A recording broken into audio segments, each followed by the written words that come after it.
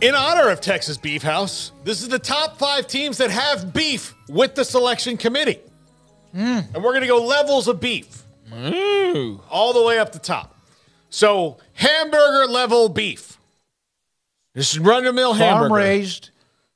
Well, no, this You're getting too complicated. We're not getting to them yet. Okay. We're gonna build to them. Okay, hamburger's spelled wrong. Sorry. I'm sorry. I'm like Craig. How do you misspell hamburger? Yeah. Hamburger level Pitt. Oh my God. They had a good enough season where their record considers them in the tournament, but they definitely hamburgers. So we're going to move on from this one really fast. Go! Hamburger level Pitt. They had the 343rd ranked schedule. They're gone. Bye. They're gone. Bye. Number 4, filet mignon level. Okay. Seton Hall. A good season in the Big East. Probably got nabbed by a bid stealer themselves. But again, also had a bit of a bumpy stretch along the way. So they're the filet mignon level. They have a little bit more beef, a little higher quality beef, but not all the way. Filet mignon's pretty good. Pretty good, though. I mean, we're going up, though. Yeah. With bacon wrap? Yeah, you can bacon wrap it. Getting so into the details of I know it's the same thing. Yeah, like it's not. They're not going to hand it to us here in a second. Yeah. But yeah, it does sound good though. Here at the end of the show. Number 3, bone and ribeye level. That's as good as it gets. Oklahoma, and I put them above Seton Hall because even though they were 4-12 against Quad 1, they did play in the best conference in the country in the Big 12. Now I do think that. This is Oklahoma's bid was stolen right out from them by NC State. I think that's the one because you're looking at P4 to P4 comparison there. NC State comes in, has no business winning the ACC tournament. Also tells you that the ACC, Pitt, we're looking at you. Virginia also should not be in this thing. And that's who really Pitt should be mad at. But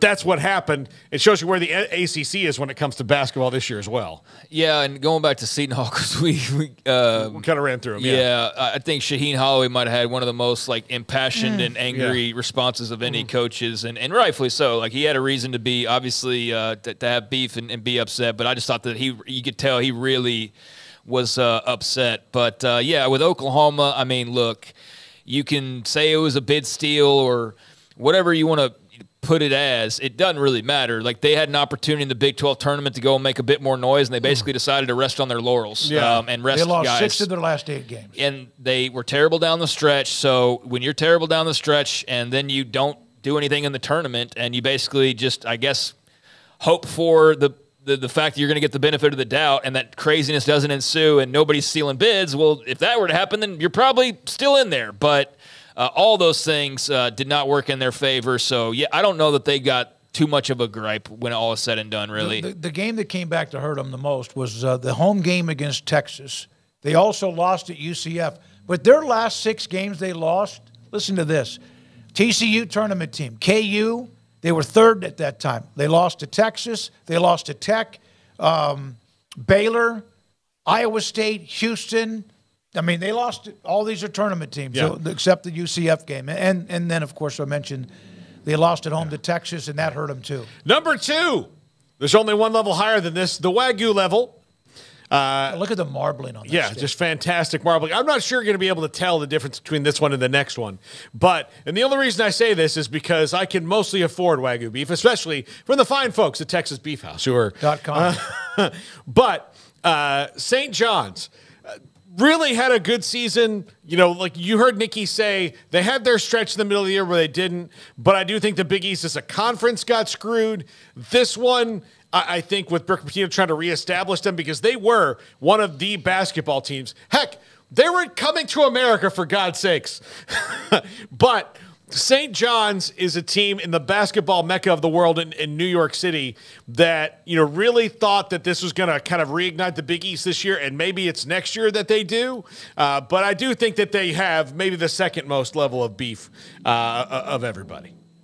Yes, it's great, and that's a good looking ribeye. Yeah, and the only one that's higher than that would be number 1, Kobe level beef.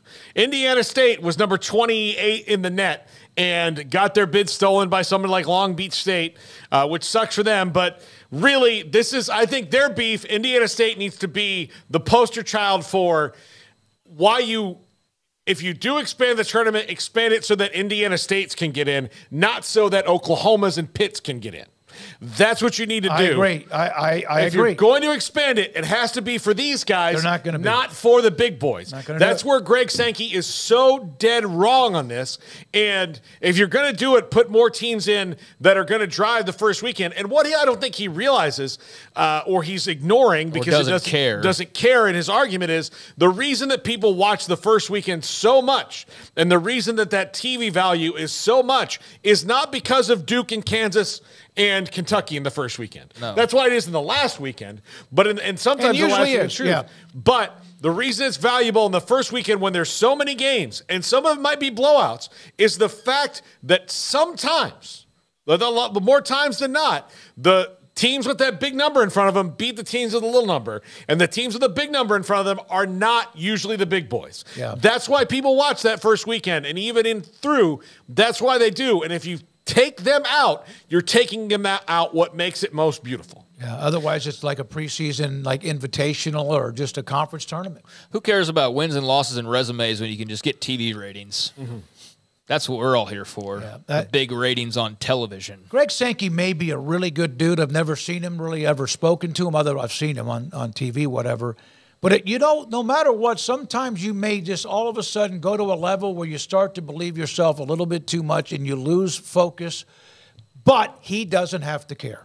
No, he doesn't, and that's his prerogative, and we don't necessarily have to disagree with everything he says. I do think the overall kind of approach and the way it's been positioned at least comes across, if that's not his intention, to look like a money-hungry kind of destroyer of the infrastructure, then they need to redo the messaging the last few weeks. But, I mean, we'll see what this all looks like on the other side, and whether or not it's actually good for the greater good in the game of college basketball, college football, all these changes that are being bandied about. He's certainly not the only guy. I don't want to start singling him out as the big bad evil when, in fact, he may not be as evil because it's the Big Ten commissioners pushing some of this, or it's the ESPN executives pushing some of this, or the Fox executives, or whoever.